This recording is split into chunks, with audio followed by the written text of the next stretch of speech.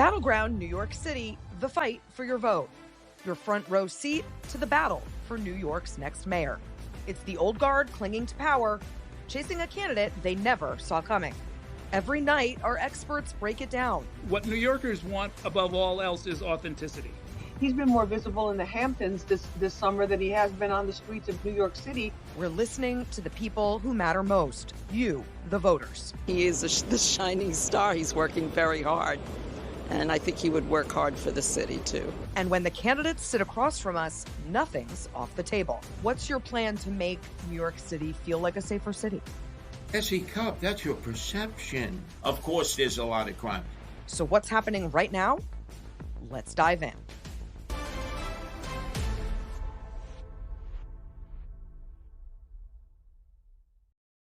Welcome to Battleground NYC, the fight for your vote, where it's Thursday, August 28th, and we have just 68 days until this all-important New York City mayoral race.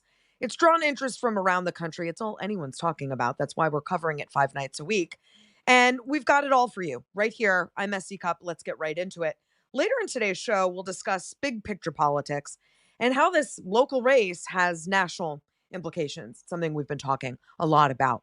But first, we're going to switch it up a bit today and talk about an organization on the ground working on the issues that matter to you, the voter, with one group that's front and center working on your behalf. Joining me now is Rebecca Garrard, co-executive director of Citizen Action of New York, a progressive grassroots membership organization taking on big issues that are at the center of transforming society. Rebecca, welcome to the show. Thank you so much for being here, for having me here.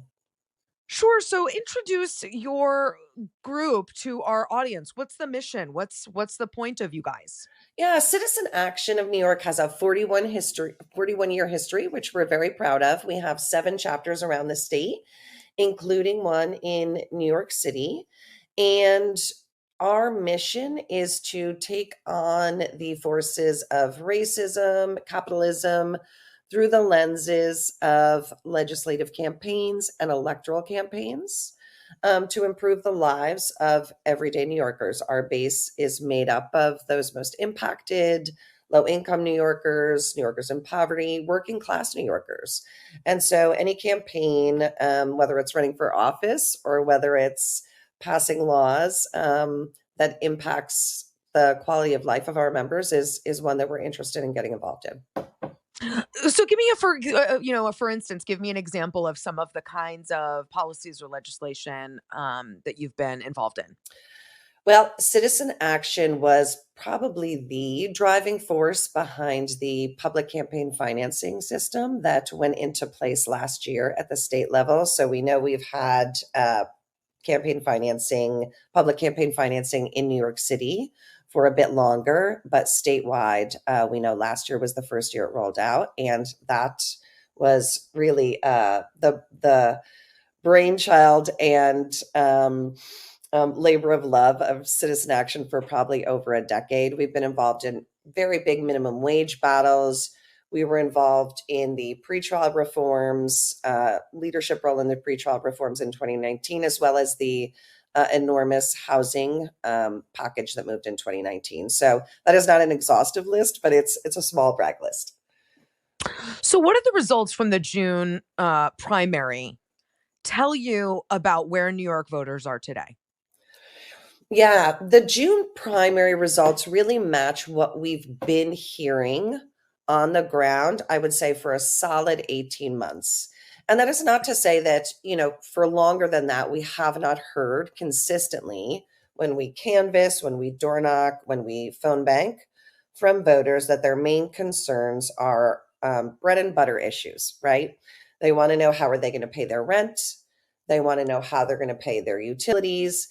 They want to know how they're going to elect someone who's going to solve the problems that are very much in their backyard.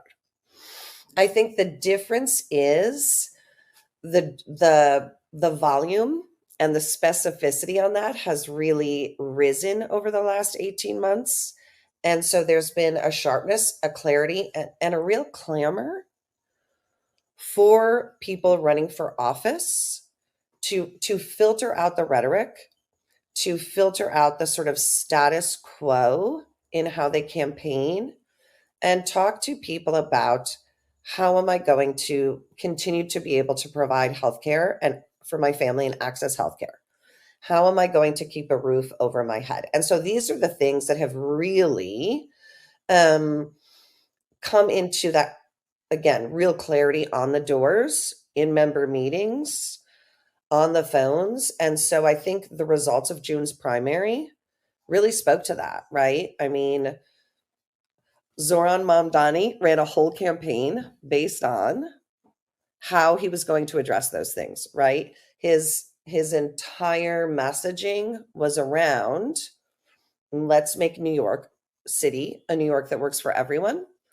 And I think he really minimized some of those practices that are typical of campaigns, right? With the mudslinging and all of those other things, and really just spoke to people about things they wanted to hear. So, for full disclosure, to our audience, your group has endorsed Mamdani. Was that a tough call? Were you watching the race closely? Were you waiting to see if he would, rise in the polls? Because he didn't start very high in the polls. Tell us what went into the thinking of backing Mamdani.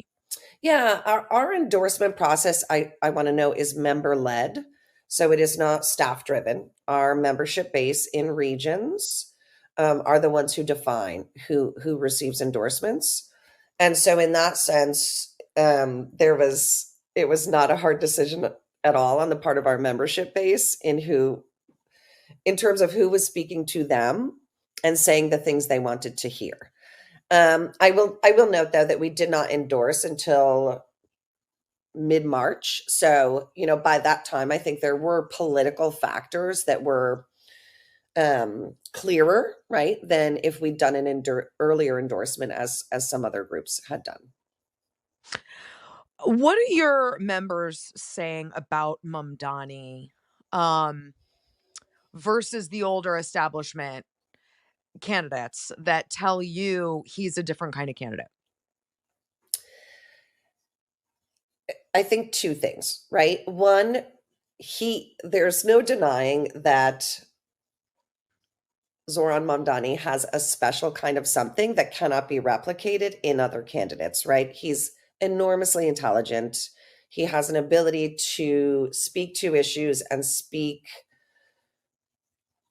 off the cuff and unscripted in a way that is so engaging and so electrifying all at the same time, which is not easy as a politician to be able to speak to sometimes really wonky policy issues and make it seem exciting and make it seem energizing.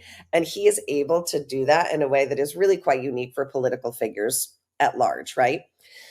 But the other thing is he really went out and spoke to them and spoke to people. And that was a kind of campaign that our members and I think residents across New York City had not seen in a long time. Again, he sort of, was very clear that he wasn't interested in getting the special interest endorsements of these political players who were well known. He was interested in speaking to voters and getting involved with hearing from them and delivering for them. And it was exactly what people wanted. Yeah. And we've been saying, he's actually running a very old school campaign with grassroots on the ground, canvassing, door knocking, combined with a modern social media plan. But, versus an Andrew Cuomo who sort of ran a Rose Garden campaign for a while, just thinking everyone would come to him and he didn't really need to go anywhere. I think he learned that didn't work. So I can see why other people are watching this race very carefully for all the national implications, but also just to see how this Mamdani campaign is running. And the last thing I want to ask you about is, while you've endorsed, he has not been endorsed by Governor Kathy Hochul, Hakeem Jeffries. Do you think he needs those endorsements? He hasn't, it hasn't hurt him yet that the entirety of the New York Democratic establishment has not gotten behind him. Does he need it? I don't think he needs them at all. I think it would behoove the Democratic establishment to take real note and pay attention to what voters are telling them, which is that they do not want candidates who are establishment and status quo. They want candidates who are emerging in this new generation. And so I think the need is actually the opposite. I think we're seeing that as well. Rebecca, thanks so much for being here. I really appreciate it. Thank you so much for having me. Up next, we'll talk with our next guest who thinks the Democratic Party is a dead animal. This ought to be interesting. Battleground NYC, the fight for your vote. We'll be right back.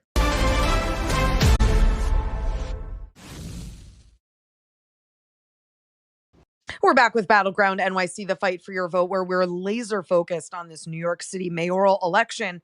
But we also talk about the bigger implications that this race is going to have. And for the Democratic Party, there's no bigger issue than their own survival and where they'll be after this all important race. Joining me now for the bigger picture is political analyst Hank Scheinkopf. Hank, welcome to the show. Thank you for having me on, Nessie. Happy to see you. So you've been in politics a long time, very much in New York City. Has this race seemed different to you than previous mayoral races? Well, look, I've worked all over the world. I've worked all over the United States. I've worked for president. I've done it all.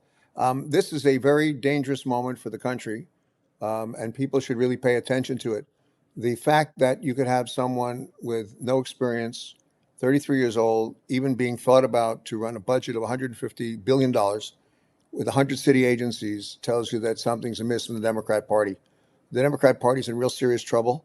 The socialists, who are not Democrats, but they're socialists, who are historically been, they're in favor of things like defunding police, general chaos, and blaming others for their inability to run things, need the Democrat Party to die, and they need it in its present condition. Why? So they can use it around the country. You can't get on the ballot in most parts of this country at any level without being a Democrat or Republican. The laws are set up that way. So what you do is you commandeer a party, you make sure it's funded by people who traditionally fund these kinds of things. Their names, you could list them, you know who they are. And you go and take over the country, or you take its cities, and you see what happens next. So to someone who says, Mamdani's saying things that typical politicians don't say, he is suggesting things that sound good to us, we need real change, you say what? Sure. I say we need real change. I say that Mamdani is a brilliant actor. He's very handsome. He's very good to the camera. That the ads I saw that were all 10 seconds said nothing but said words, which is kind of what the street's about. When you'd hear young African-American men, for example, say word, it had a particular connotation. When you had people say meh, of all races, sizes, and dimensions, it has a particular connotation. He was able to grab the connotation of the moment. He ran a brilliant media campaign, and it worked. And I'm the idiot, by the way, just for the record, that predicted he would win in January. I'm the idiot who said that Trump would be the president in early 2016, early 2020, and early 2024. I'm pretty good at predicting these things because of my experience around the country. I will tell you that Mamdani looks like the winner today, and he will blame everyone for the problems he's going to inherit.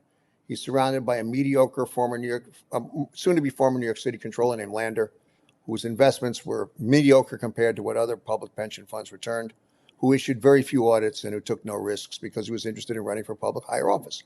A potential New York City schools chancellor who believes that putting pictures of cop killers on the wall is a way to properly train young African Americans, notably Joanne Chesimard, aka Assata Shakur, who's still got $1 million bounty on her head for murdering a state police officer in New Jersey. So that's who you're talking about. Sounds great, but not for the country.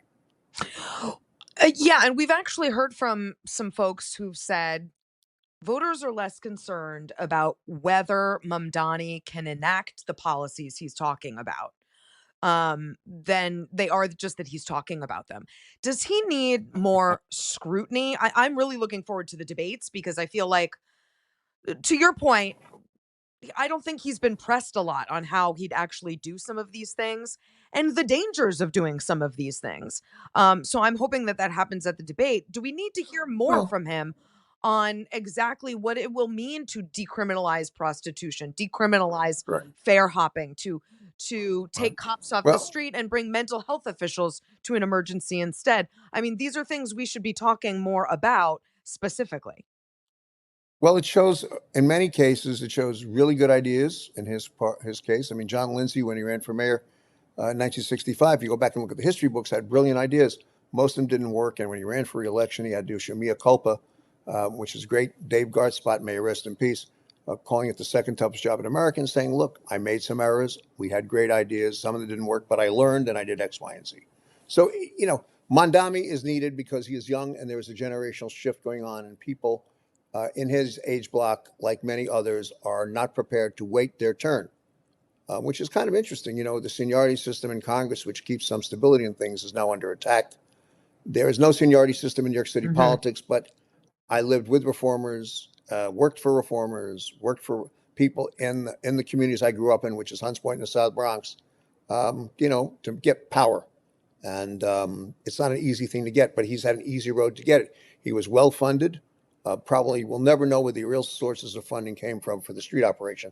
I predicted he would put 40,000 people on the street, exactly what he did.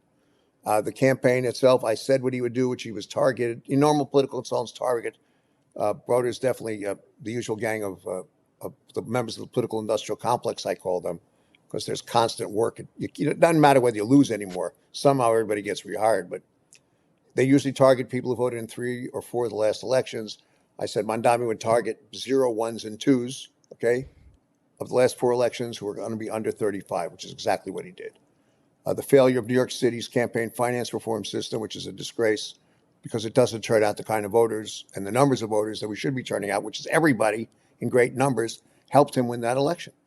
Yeah, we've mentioned before that he won a 16th of the eligible voting population in New York City. We'll see how he does in the general. There's a new survey out by Tolchin Research that says in a head-to-head race, actually, Andrew Cuomo would beat Zoran Mamdani. Does that sound right to you? Yeah, it does, because Zoran Mondami represents a small segment of the population. He also represents younger people who are, who are frankly responding to everything that he's about, which is good. Here's the problem. This is the most pampered, most educated, richest generation in the history of the world that are voting for him, who have never had a tough day, never put a callus on their hand, and never served anything of any kind having to do with civic responsibility. So they want it.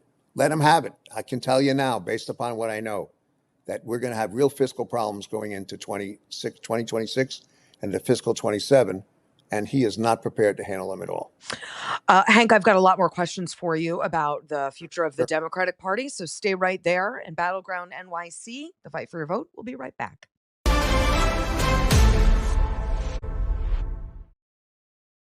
And we're back here on Battleground NYC, the fight for your vote. One more time with political analyst Hank Scheimkopf. I want to talk more broadly about the Democratic Party. Where's the Democrats' agenda? I see a lot of protests and sit-ins and long speeches in Congress, and we've got Gavin Newsom's tweets, thank God. But where's the agenda to compete with whatever Trump is delivering for voters? We've discussed Democrat voter registration is hemorrhaging. What's the plan? Where are they? Because no one knows what Democrats stand for.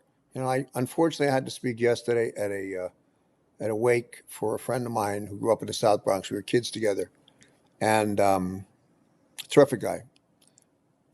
What I remember is a very young Puerto Rican. He was 4 and I was 4. It was pretty interesting. Anyway, point of the story is I drove up the highway to get to the Bronx to go to the wake, and everything that was wrong are the things that he would have been complaining about. Housing projects all over the place, highways that don't belong where they're supposed to be, neighborhoods destroyed, on the rest of it. The Democrats have nothing to say. Crime may be going up in certain places. They have nothing to say. And the average American believes that they have been part of the defund the police movement, part of the chaos they're starting to feel and experience, and part of the chaos that Donald Trump is noting, and it's working very well for him. So that's a party that has no hope unless they can find a Bill Clinton who could pull it back to the middle and say, by the way, this is what we stand for. And the other problem they face is that they used to have an enforcement mechanism. It was called labor unions. Labor unions do not have the juice they used to. The public sector unions are not going to take on the hierarchy of the Democrat Party. And those that would, the Teamsters, the building trades, and the others, their members are voting Republican. Why? Because they don't like what they see. Yeah, I mean, this is the existential crisis inside the Democratic Party. It's a question of, do we move back to the middle, or do we run more Mamdanis? Do we let go of the baton and pass the baton on to younger folks, or do we cling to power as many are? They can't seem to figure out where to go as a party, and I'm wondering if you think they can get the house in order in time for the midterms. Be very, very difficult. You know, Trump has latched onto something. He's now running against New York, Yep. Chicago, Los Angeles, and likely Minneapolis and San potentially Francisco. Boston, although that's not bad. Why? Because it's smart. Yes. You know, America's always had a bias against the cities. And if you want to pick up seats, run against the cities. Parts of Pennsylvania will say, have a nice day. Thank you very much. We're glad you did. And more of the country is beginning to feel that. Why? They don't like what the cities represent, the multiculturalism and all the things a lot of us like. The rest of the nation doesn't, because they see them as threats and chaotic places. That being said, Mondami will be the best thing that ever happened to Trump. He was likely to help Jack Ciattarelli, if it happens, become the governor of New Jersey, a Republican. Why? Because people will be afraid. And maybe that's what the socialists want. They're not Democrats, they're socialists. They believe in defunding the police. They believe in a redistribution of wealth that does not necessarily have to rely on a fair tax system. They are anti Israel and frankly anti-Semitic to a fault. When you talk about globalizing the Intifada, you're talking about body parts on streets. That's what that means. It doesn't mean anything else. And you go on and on and on. You know, this notion of hate travels on both sides of the aisle. And frankly, the Republicans do not have a monopoly on craziness. So what we're seeing among Democrats is giving up their ability to influence policy in order to hold on to some level of power or control. It's a bad deal. The Republicans did it, and they were out of power for a significantly long period of time. Then the Democrats are making the same mistake. The difference is they have a much more activist, much more educated generation that wants what those Democrats, those aged Democrats, are holding on to. It will change the nature of the nation. It will change our politics for the good or the bad. Let's see if we have an international crisis and who shows up. None of those people have by and large, have put a callus on a hand or had to worry about whether democracy and freedom will survive tomorrow. They have no idea what any of that means. I think that your analysis is right, and I've been, I call balls and strikes on both sides these days, but I've been watching the Democrats cede policy arguments and policy to Republicans, in essence, standing up to the president on crime, just saying crime is fine. I don't understand the wisdom of telling voters they're wrong about how they feel. That didn't work in 2024. It doesn't work with the Right? economy to tell voters you're doing great. The economy's great. Just look at our charts and our figures. Sure. That's not, voters don't go to the polls based on charts and figures. They go based on how they Sure. feel. Democrats used to get this so well. Bill Clinton, I feel Right. your pain. Where has that gone? It's evaporated. I worked for Bill Clinton. He is the most extraordinary politician and probably one of the smartest people you'll ever meet in your life, if you're lucky to meet him. Where's it gone? What they've done instead is they've taken a broad brush approach to strategy rather than looking at individual districts and being able to say to their members, look, we want to hold on to this, whatever we have. Go out and take this position because it makes the most sense, and that's what your people want. Instead, what they're trying to do is convince the electorate of things that the electorate will never be convinced of, Right. nor should it be. The oldest political party in the world is facing extinction because it doesn't understand who it's supposed to be rather than who they want it to be. And as long as that continues, we will have the end of the Democrats as we go forward. And potentially, without a two-party system, democracy becomes at risk. That is what we're failing to understand. Yeah, and I think for folks listening to anyone criticize the Democratic Party, maybe you're a Democrat yourself, you're listening. I That am. is right, and that is the point. We want two strong parties. I don't think we have two strong parties anymore, and you can't fly a plane with one wing. I think people. It's sometimes tough to give tough love, right? But this is a real crisis. It's a crisis for the Democratic Party. It's a crisis for the country. Hank Shankoff, thanks so much for being here and bringing all of your experience and your analysis to Battleground. Thank you so much for having me on. I'm grateful. Yeah, I really appreciate it. And we'll see you back here tomorrow and every Monday through Friday for more in-depth conversation, context, and reporting right here on Battleground NYC, the fight for your vote.